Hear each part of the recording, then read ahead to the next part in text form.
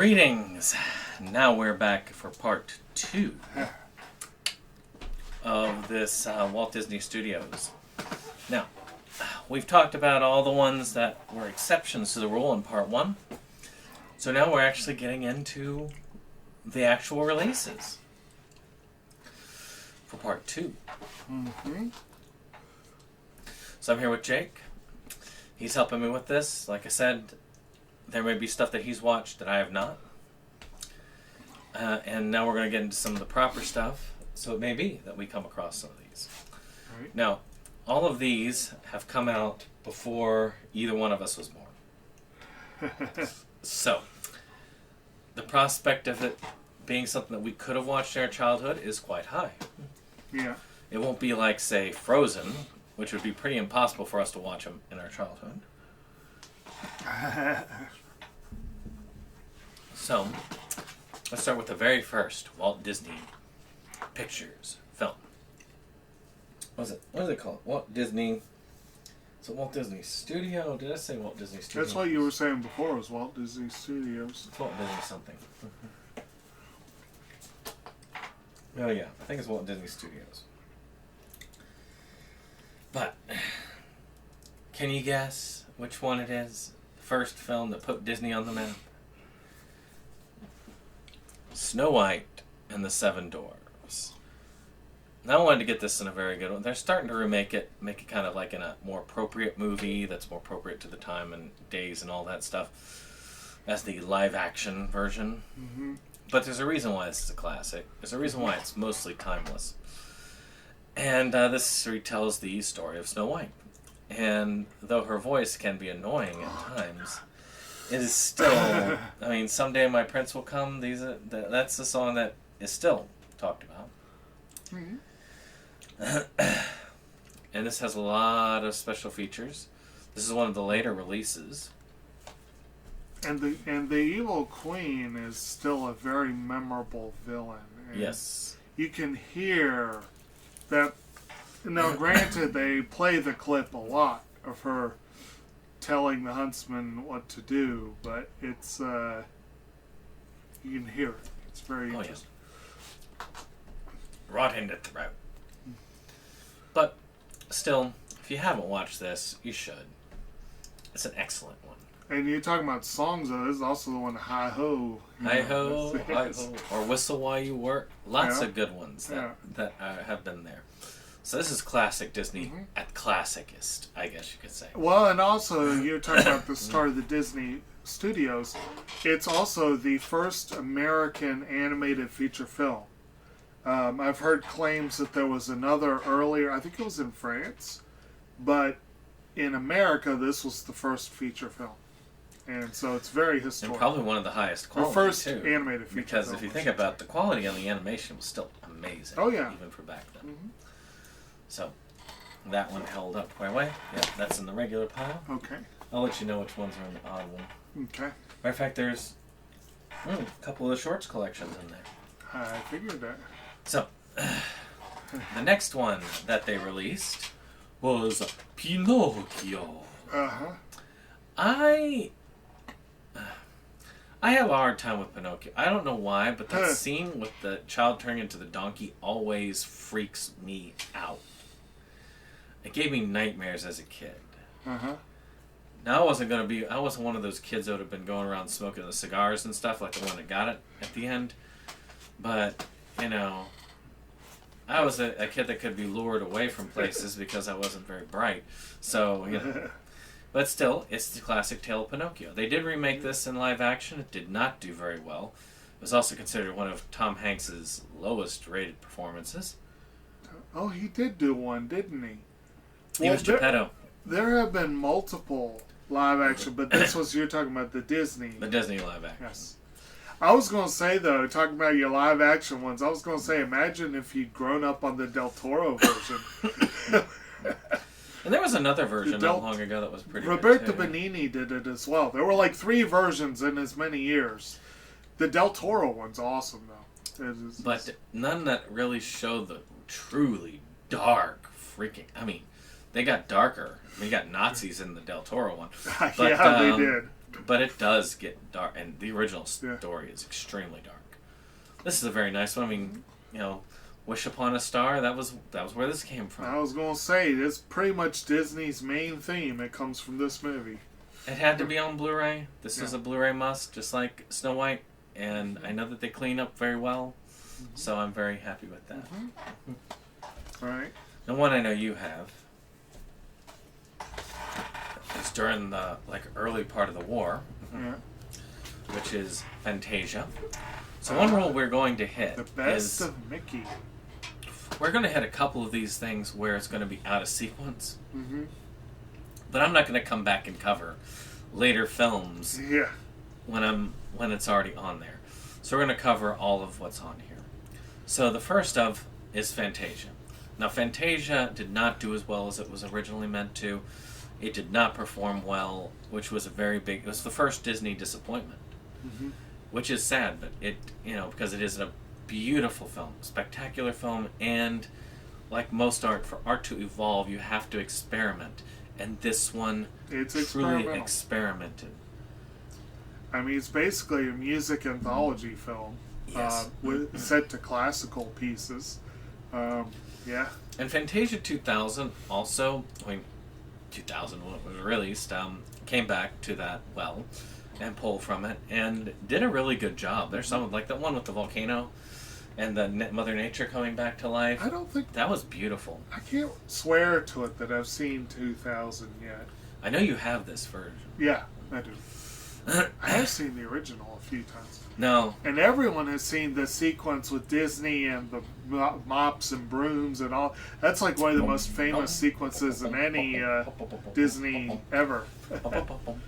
Yeah. And there's another one I'm going to have to get here in a second. But go over this Mickey Mouse list real quick. Okay, so this says Celebrating Mickey, and then across Best of Mickey. So we got 13 shorts. One of which is the short that started it all with Mickey, Steamboat Willie, which again, a sequence from that has become sort of the, I guess, Disney eye catch, for lack of a better term. The band concert Through the Mirror, Mickey's Rival, Boat Builders, Mickey's Trailer, Brave Little Tailor, Tugboat Mickey, The Little Whirlwind, Mickey's Birthday Party, Pluto's Party, Simple Things, and Get a Horse. Now, we mentioned a couple of these already. I think, what was it, Through the Mirror, Brave Little Tailor. Get a Horse is actually a relatively recent one. It was, I don't think it was Frozen. What was the movie that came with? I don't know. But it was recent. I saw Get a Horse in the theater, and it was the lead-in to a Disney film. I just can't remember. Steamboat Willie is actually open copyright. Not Mickey himself, right? But Steamboat Willie Mickey is open copyright. Which may lead to some interesting stuff soon. Now, you want to know about some interesting stuff is that this was actually erased from their files. Yeah. Because they don't want to take credit for it. But it's one that I can see, and I've had to use a bootleg to show it because they won't give an official release. Yeah. And that is Song of the South. Are we already there chronologically? Not necessarily, but I need to pull it because I remembered it was there and it would be forgotten. And this is one of the shortest piles that we'll be covering. So Song of the South has a lot of those classics to it. It is one of the first ones that mixed animation and live action. It was one of the earliest ones to do it. It was falling back on the Uncle Remus tales, which is a little bit shaky right there. And the main character, I believe, was a slave or just freed slave. It's important. Yes, it is controversial, but it is important. Not to mention that while it hasn't aged as well as I'm sure Disney or most of the people involved would like, the movie also is the origin of an extraordinarily catchy tune that we all probably Oscar still winning, know. if I remember correctly. I believe so. Zippity Doo Dah did come from this. which that's huge. Uh-huh. And well, they had up until recently in the parks. This was represented by Splash Mountain, which is now gone. Which aptly, I guess, was replaced by. I've actually ridden on that ride on the one time Yeah. I went to the park. And it's been replaced by I can't think of her name, but her Bayou. What was the name of the woman in You Princess talking and the about? Frog? Oh, Tiana. Tiana's Bayou, Ah, which makes sense if you think about it. Yeah. A kind of a film that kind of disparages people of color, not necessarily intentionally, but does, is replaced Yes. by one that empowers people of color. and see, this is one of the reasons why I'm very annoyed with Disney for trying to pretend this doesn't exist. I can see why they're embarrassed, downright humiliated, but it's an important document of how things were, because if we try to erase the past, Oh, we're doomed to repeat it. it's doomed to be repeated. Exactly. Which is why I'm Yeah. glad that films like Triumph of the Will, that our first major feature film that we created as the United States. God, what was that? No, that wasn't Triumph. Oh, you're talking about just Yeah, The Birth of a Nation. Birth of a Nation. I was going to say, Triumph of the Will No. wasn't the U.S. production.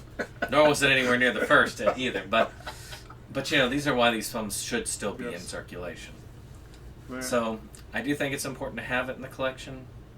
So always we'll have a nice bootleg of it until they decide to come up their Yeah, senses. yeah.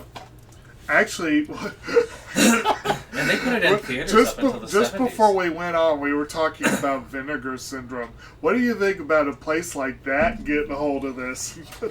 Actually, no, can see that that. one actually is the main title. Oh, So- okay. But that one actually did get a theatrical re-release, I want to say in the 80s, so during our lifetimes.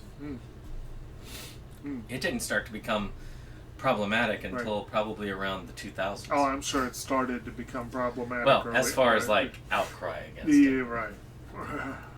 Trust me, we got problematic still in Oh, yeah. Oh, yeah. still in the main pile that they are releasing. Oh, yeah. Now, one of the shorts that they do claim, The Reluctant Dragon, Mm-hmm. is one of their first big shorts. I'm not very familiar with this one. I did not. I did not actually watch this one, of course, as you can see. I can't swear to it. It It sounds also familiar. has Goliath 2, Okay. Ferdinand the Bull, which is distributed by Uh-oh. Disney, but not by Walt Disney Studios, because it was Fox, I think, that put it out. You're talking about the recent movie, Yeah, the recent one, Ferdinand. which was a surprisingly good movie. And then Johnny Appleseed. Now that one is a classic, very good. I have that Disney Tall Tales collection, which is not going to be featured here because it's not released by them, but that has John Henry. It has Johnny Appleseed has a lot of. I different can't ones. swear to it if I've seen any of these. Of course, Johnny Appleseed. Well, here again, Disney. They have given us some great stuff, and they are tremendously important in the history of cinema and pop culture. But they have often celebrated dubious individuals, and I got to admit, the thing that Johnny Appleseed is most famous for is not something that people should be proud of. Oh, and That goes over here. Okay. well, at the time, the fact that we could have apples all over was good. Well, not all over. Apples don't like it all over. No. They hate it in the Richmond area, for example. So he was wasting time in some areas. Oh, So, yes. speaking of controversial, Dumbo. Yeah. I've heard this is better than the live action. I wasn't sure. Live action one looked like it was Tim Burton-y, so I might have actually. I think Tim Burton was I involved. believe it was Tim Burton, yes. I did want to see it, but I also don't like any of the. I don't like the Disney live actions. See, Dumbo is a good example of one where they took the basic premise and made a relatively new movie on that premise. Dumbo is not a shot-for-shot remake, and they could not have gotten away with No, that either. they should have shown the crows like they did, and they could just had a bunch of like people No. dressed up as the crows and acting like that. No. And it would have been yeah. No. Speaking of problematic, this one also is one of those where people have. This actually does have a lot of cool stuff to it. It is a good film, but there are some problematic parts to it. But they put like a little disclaimer, which is what they should have done with Song of the South. Put a disclaimer up. That to me is the big thing. Let people know, no, it's not appropriate. This is why it's not appropriate. But this was the time. Learn. Right. Still a pretty good one. Elephant learns to fly in the circus with its big ears. All right, here's a thought. This is something Disney could do. They could take a page out of Criterion's catalog, and for future movie releases, they could have someone write an essay on the movie that they include in the liner notes. That would be a really cool idea for all of Disney's films, but especially the more problematic or important ones. Now, Elmer Elephant does make another appearance in this. Okay. And the Flying Mouse also makes an appearance in this. Right. A lot of good special features in these. Good times. Glad to get it on. Yeah. Maybe. And I believe I do have this one on Blu-ray as well. Yeah. So, of course, we still have to, during wartime, talk about shooting people and animals. Well, of course. Which is why we talk about Bambi. Now, this is actually one of the... I'm sorry, your segue there just made me... okay, so I don't know if it's confirmed yet for the upcoming month. We were talking about doing wartime movies. My favorite meme ever is it's like using a movie image, the wrong image for the wrong movie poster, and it's a picture of Bambi and his mother and all the production info for the Deer Hunter. Which this is in a way, very much so. But Bambi is one I saw as a really small kid in the theaters when they brought it back in the early 80s. Probably one of the first films I ever watched in theaters. It is a classic film. The end does scar you for life if you're a little kid. I don't know if you saw this when you were a small child. I was young. I can't remember how young, but I was definitely young. I wasn't scarred that I remember. It has some cool ones. Like, I love the Raindrop song and stuff like that. Very cool song. It's a good movie. This I got from Movie Stop when it was still nice a company. I have this one on DVD, and it was one of the... If I had built on that order with Obi-Wan, this might have been one of the ones, because I want to convert it to Blu-ray. Yeah, it'd be nice. It's nice to keep on the Blu-ray, and that's one of the reasons why. So this next group will be going on the alternate pile. Okay. Probably good that we will be only doing this part today, because my voice is bad. Okay. So... This is one I had to get later because I really wanted... I thought I had this. But I did not have this. Huh. And, which is kind of sad because I did like this from my childhood. Mainly the Three Caballeros. But Saludos Amigos was also on there, and somebody was selling this pretty cheap online. Actually cheaper than what they were selling on Disney Movie Club, which was sold out, which was surprising. So I went ahead and got it, and so I watched it. And it's great. Saludos Amigos is sort of like a South American documentary film with Donald Duck in it. And a little bit of introduction of how South America's countries and the culture was back in the 40s. And actually not a bad documentary either. Not too white man's burden-y. And Three Caballeros kind of builds upon that. Okay. But it's closer to Mexico. So, and that builds the third one. The first two, like the parrots from Brazil, and of course Donald. Right. But this guy here, he came in the Three Caballeros because he's from Mexico. So this actually also is a great time capsule of what we thought of those countries back then, and how we thought of them is very different than we do now. I bet. Very different. I bet. So it's well worth it as a time capsule alone, but it has some pretty cool stuff. Great animation, great music. I don't know if you've seen either of those. I do not have any recollection of having seen either of these. I know of them, but no, I have not. Now we talked about that other musical one, right? Make Mine Music. This is the one that was there. Melody Time. Okay. Also Donald Duck centric. Also kind of teaches you a little bit about music. And I did like this one as a child. I have not seen it as an adult. but I got this long before the Disney Movie Club closed. Mm-hmm. And this was an exclusive, which I'm kind of glad to have it. A lot of the ones with the yellow banding Mm-hmm. are exclusives, Mm-hmm. so keep that in mind when we're going through it. But I was very glad to get this. Mm-hmm.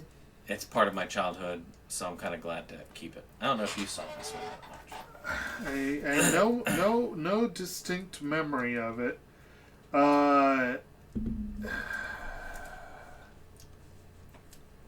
I feel like maybe I don't know. I'm wondering, like, are these traditional classic tunes, or are these other? Because I'm wondering, this Bumblebee one, that's not Flight of the Bumblebee, It could is be. it? It could Because be. I feel like I've seen Because that I think one. they use classical tunes to actually teach. Because I feel like I saw a Disney thing, the Flight of the Bumblebee, but they call it here Bumblebee Boogie. So maybe that's not it. But I don't know. I'm not sure if I've seen any of those. One day. So this one I have not seen, Live action. which is So Dear to My Heart. Or partial live action. So let's see. This song-filled film classic combines endearing live action and enchanting animation to tell a heartwarming story of a young boy with big dreams. Jeremiah is a determined country boy who adopts a mischievous black lamb named Danny. When Jeremiah daydreams of Danny winning the blue ribbon, his scrapbook pictures magically come to life and convince him to enter Danny in the county fair. Along the way, Jeremiah learns a valuable lesson on love and dedication. Calling this one of his favorite films, Walt Disney noted, "Why, that's my life's wow, that's the life my brother and I grew up as kids out in Missouri." So, I never seen it, but it is an early animation mixed with live action. Right.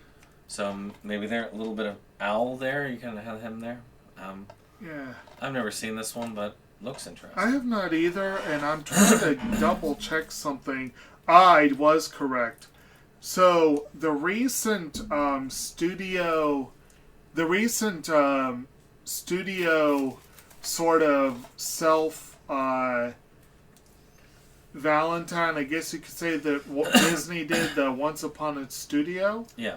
has characters in it from every single animation production Disney has done, except for this one and this one. Well, we know why that one. But for some reason, they didn't care for this one, I guess.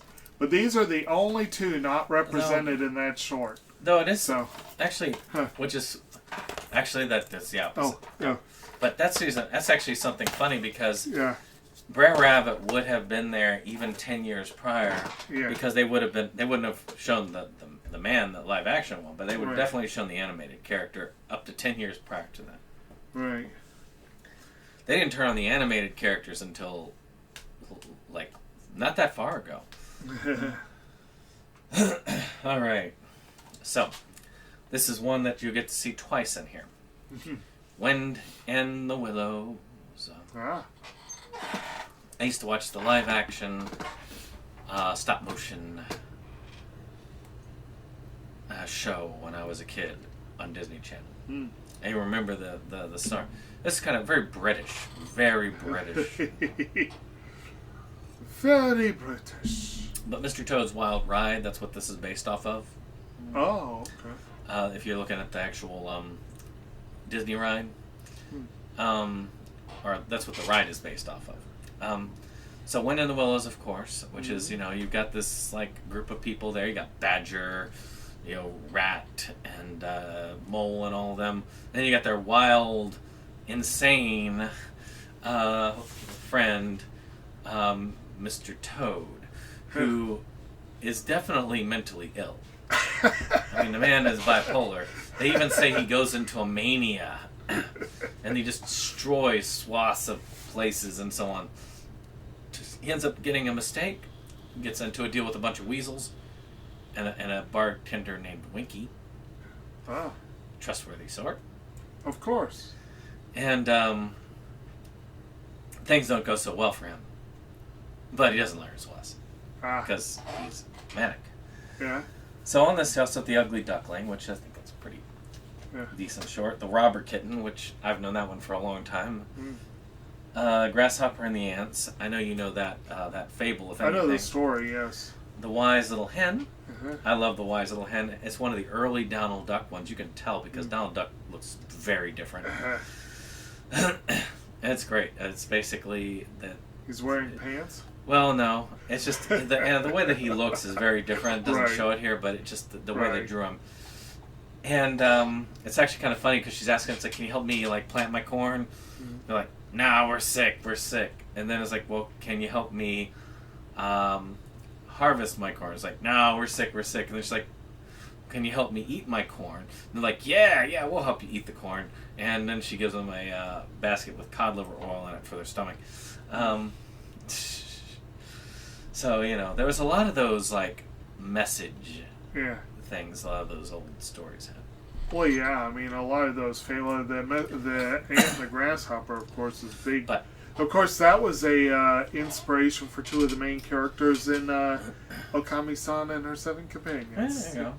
And I feel like I've seen a couple of these, but I can't swear to which ones. So the famous song that goes with the Mr. Toad is the one that's like, we're merrily, merrily, merrily, merrily, merrily on our way to nowhere You said there, in right? particular. Yes.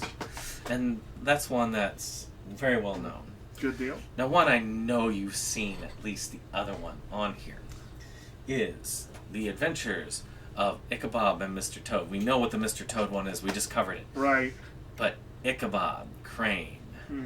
I have seen the Sleepy Hollow short. That is a classic. The Sleepy Hollow short scared me as a kid. As little when I saw it. Yeah. And seeing that, like, where he's, like, he gets away, and then at the end the pumpkin flies at him. Yeah. That's another one that ended darkly. Yes, for a Disney production, it's impressive. Now, the Chicken Little short is on YouTube for free. You should check it out if you haven't. That one also ends darkly. It's much older than this. But this is a great film. It's a great short. I think it's an amazing one to watch at Halloween. I like the cover much better than the edition we have at the library. And it still holds up. That's yeah. Yeah. This one has that cool slipcover. Yeah, I like the slipcover version better. That goes in the main pile. Because the Headless Horseman is a genuinely imposing feature in this film. There is no question. And Ichabod Crane is a dick, but... And where are we putting this? Main pile. Yeah, okay. So, we're getting to ones that kind of in the weird transitionary period that Disney was doing from DVD to Blu-ray. And one of those is Cinderella. Because for a while they were doing 2 types. The Blu-ray plus DVD, which came in the Blu-ray case, or the DVD plus Blu-ray, which came in the DVD case. Which is what I've got here for Cinderella. Or Cinderella. But Cinderella for the... Cinderella. So I take it you've seen this. I've seen it. That song was always my favorite as a kid. Although, of course, everyone also knows Bippity Boppity Boo. You know, and I just... Have you ever seen the Legends episode with the fairy godmother? No. We just got to that episode. The season 4 of DC's Legends of Tomorrow, they're dealing with magical creatures, and they brought John Constantine on board to help. And they actually face off against a fairy godmother, clearly based on this character. And she even complains about certain people wanting to wear glass slippers. And she's hilarious. And of course, one of the last ones we're going to be talking about shows the origin of the fairy godmother. She kind of, I guess, does some cosmetics to herself as she gets older. If you really want to go there, if they're 2 related or really alternate universes, I guess. But we'll get to that one in a bit. This one also notably is one of the few, perhaps only. And I really need to work on that. I'm a bad English major. This is one of the only tales of the Brothers Grimm that I've actually read the Brothers Grimm version, and it is much darker than the Disney version. But this is a fun movie. This is a classic movie. I've always enjoyed it. And I actually did like the live action remake. I thought it did a good job of updating it slightly, filling it out, but also being basically a retelling of the, but it kind of set that template of shot for shot. Was that? Was it shot for shot or? Much of it was. Like, it wasn't as bad as Beauty and the Beast. It broke off on its own, but it wasn't as much of an original riff as The Jungle Book or Dumbo were, so, yeah. But it was good. But the original is a classic. And this was sort of a transitionary period for Disney, because they were kind of moving. I think this was where Disney himself wasn't at the forefront as much as he was with those earlier ones. And his people working with him got more a chance to flex their own creative muscle, I think. I feel like that was the case with this one. But yeah. So, speaking of creative muscle, we have the original Disney Treasure Island. Classic. This is a classic. This is one I think is great. Mm-hmm. Disney took on a lot of live action stuff. There were a ton of westerns during this time, which I've collected none of. Hardly. There are a couple, but not many on there. But this one, I had to have it. Mm-hmm. It's a great one. I would get this on Blu-ray to update it. Mm-hmm. It's just one of the classic tales, and they do come back to this filter later for another treasure related. Yeah, I was going to make a joke about it's time for the animated remake, and then I'm like, wait a minute, they already did that. They did one. Yes. But a little bit more creativity than some of the live action remakes. Right. So another one that's really good. Yep. I don't think I have this yet. I need to get it. That one would have been a good one to pick up at the end because that was probably $5. Yeah, exactly. So this is one I picked up from the Disney Movie Club, and I had debated because the Blu-ray cover of the Diamond Edition, DVD cover, sorry. The DVD cover of the Diamond Edition is so cool. But this one's not too bad. I actually like the green around it, which is the original Alice in Wonderland animated. It's not the original Alice in Wonderland that's been released, because there's lots of those. But this one is probably one of the most iconic. And certainly better than ones that we'll be covering later.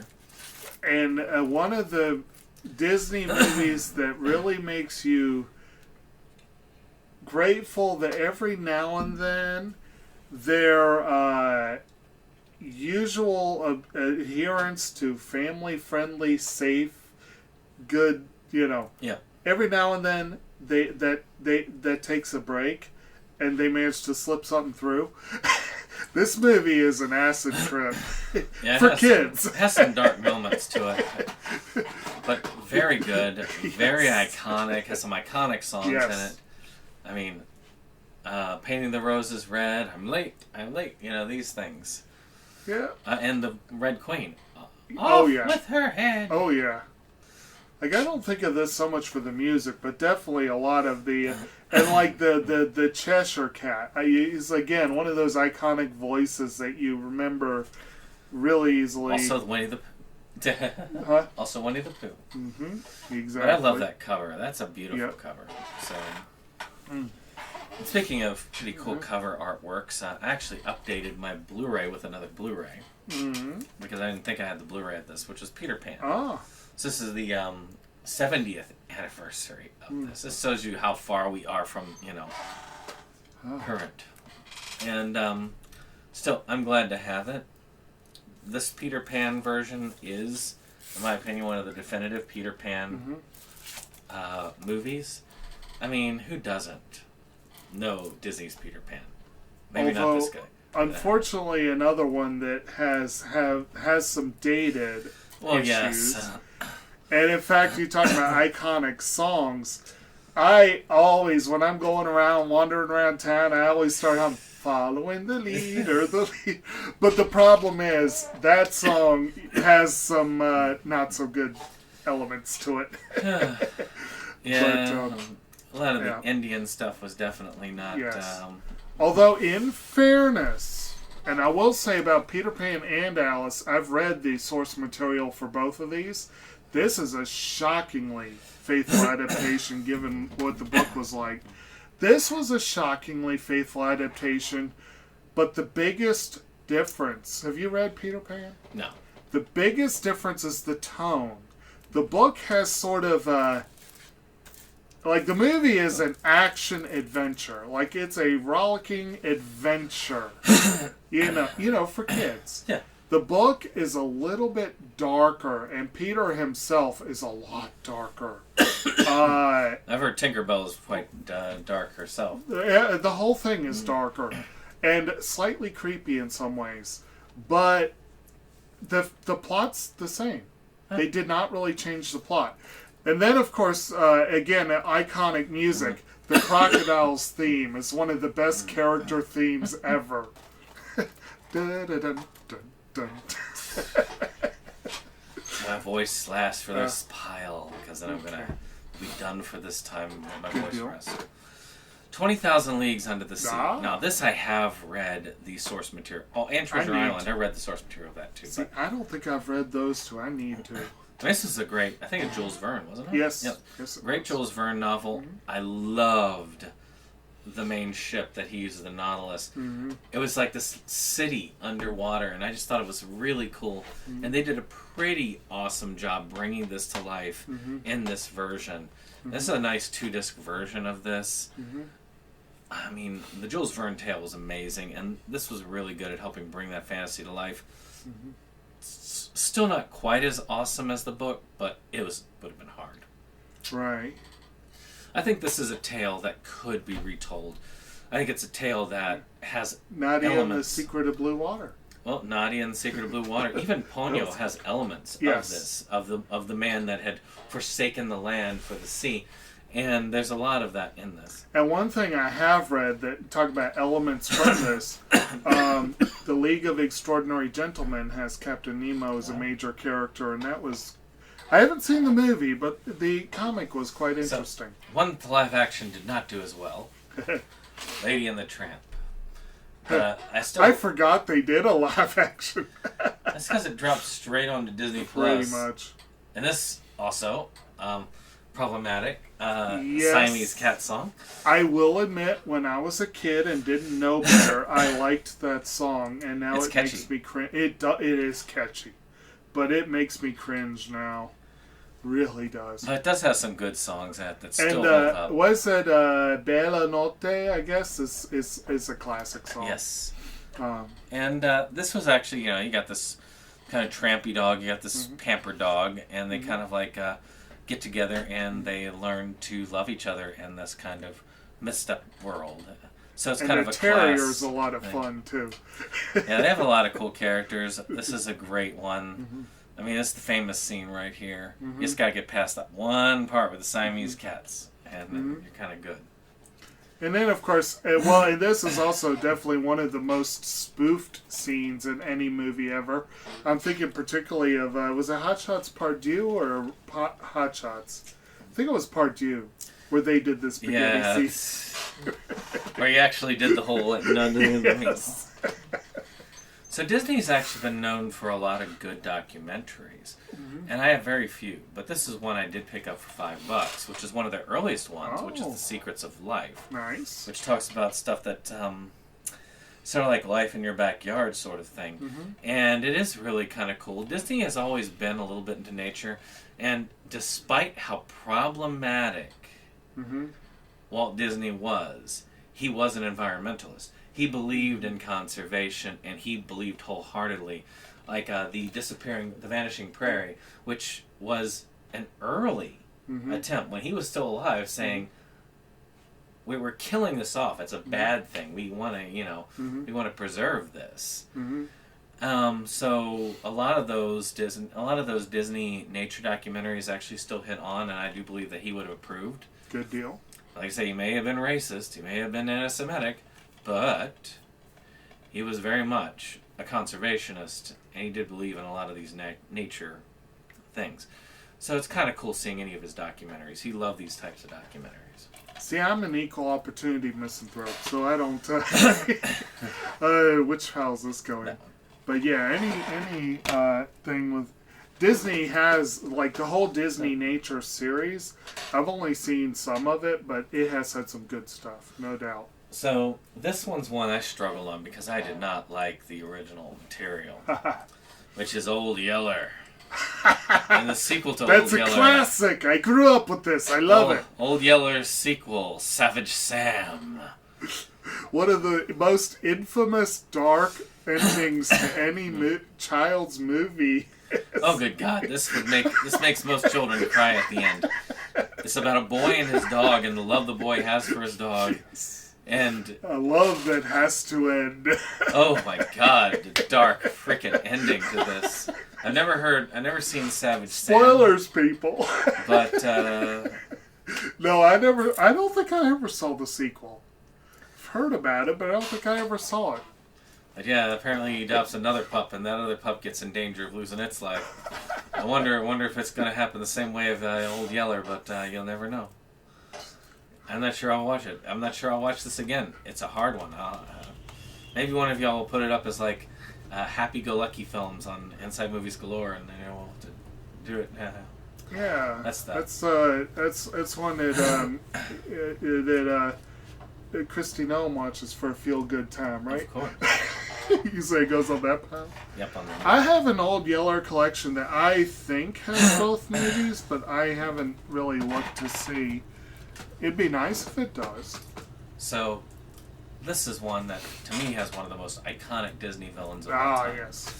Not the Angelina Jolie version, but Sleeping Beauty. I mean, Maleficent in the original, she was so undeniably evil. Yeah. And when she turned into that dragon to fight the prince at the end, it was just epic. Mm-hmm. And then, of course, you had like the good sorceresses, like good fairies, and yeah. And it was just a kind of cool retelling of this. This was an epic animation at the time. I wasn't around when it was released, but it still felt epic when I was a kid. Oh, the animation is impressive, no doubt. I honestly can't swear to it that I saw this as a child. I think I might have actually been in my... I saw scenes, but I might have actually been teens or even college before I actually saw the full movie. And now I've seen it a few times. It's a classic film. But it is one of the Disney classics that I don't think I saw as a young child. It is one of two very problematic films. Snow White and that because he does kiss her without her permission. Even though she couldn't give her permission. True. Theoretically, kissing her without permission, even though that's the only way to wake her up, is considered a worse fate than unending death. But, he could have had to do something much worse to wake her up. Yeah, true. But yeah, I get it. That's a good example of how social mores change dramatically over time. Yes. So, the Shaggy Dog. Not the Tim Allen one. But the original one about the guy who turns into a Shaggy Dog. So, I mean, there's not much to say about this. It's kind of a fun little quirky family comedy, and I did enjoy this one. I saw it. I can't remember if I saw the Tim Allen one or not, but I did see this one when I was younger. And it is fun, and I'm kind of glad to have the original at least. Cool. And that's, Fred McMurray. Well. Yeah, I feel like I saw it. Which one's this going? That is the new pile. The other one. Okay. All right. Last one. Then I gotta rest for probably a week before I can speak again. I'll be very silent on the Inside Movies. I was going to say, you got a half hour before that discussion. So, actually a little bit, a half hour. Well, 40 minutes. So, 101 Dalmatians. Classic. Cruella de Vil, who has her own movie. One of the best villain songs that's not actually sung by the villain. It's great. Cruella is evil, but she's evil in a different way. She's evil in a very twisted way. She wants to kill lots of puppies. And she actually, I will bet you that Cruella de Vil grew up with, called this a feel-good movie. What's funny is that she wants to make a coat out of Dalmatian puppies' skins. Yes. And then in the sequel to this, the animated sequel, apparently it's even worse. I never saw it. But the animated sequel, apparently she gets art obsessed with spots. And she believes that the only way to create the perfect art that has to do with spots is by killing Dalmatians and using their blood as paint. So she wants to be Jackson Pollock and Christy Nolan.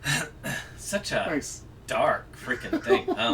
But still pretty cool. Has spawned a lot of live action and all that stuff. They can't really say we're going to do the live action 101 Dalmatians because they already did it twice. And then they did Cruella, which was... I went into that going, what is this going to be? I don't want to see an origin of really this.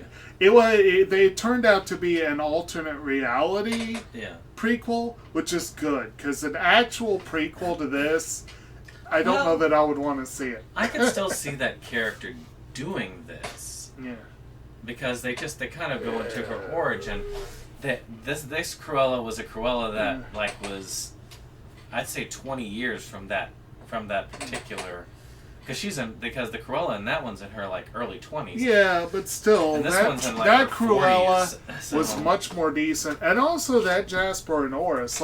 Jasper and Oris are great sidekick characters, but yeah, they definitely were different. But give it 20 years, that character will become that character, I'm sure.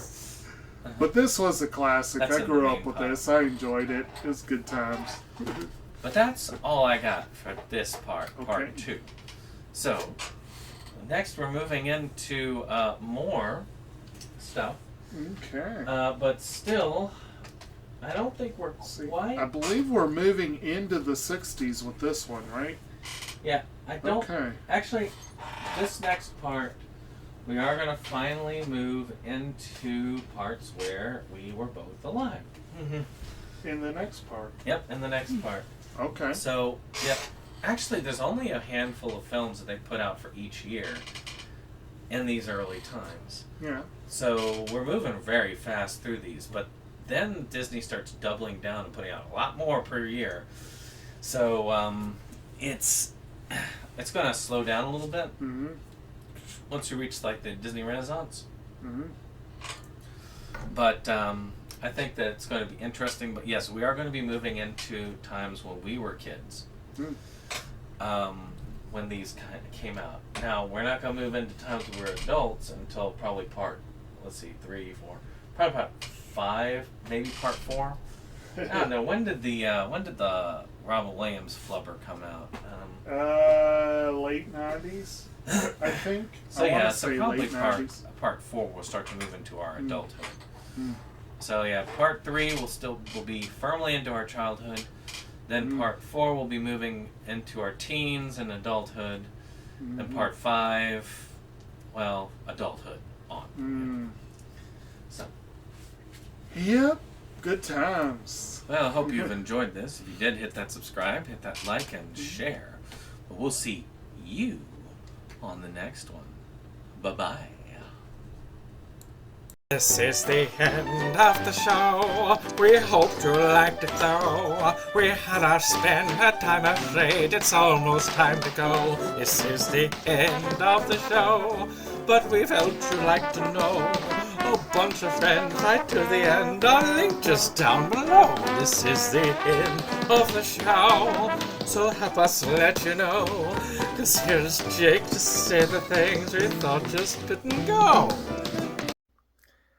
And now we would like to take a moment to thank our friends at the Rebel Gaming Club for our rollicking opening number that has been gracing our videos for some time now. And we want to thank all our friends who come out for various projects and what have you. We have numerous links below, and we very much encourage you to check them out and give the other people a visit as well. Hello, my friends! Hey! Yeah! Eddie, you're in too! Pour yourself a drink!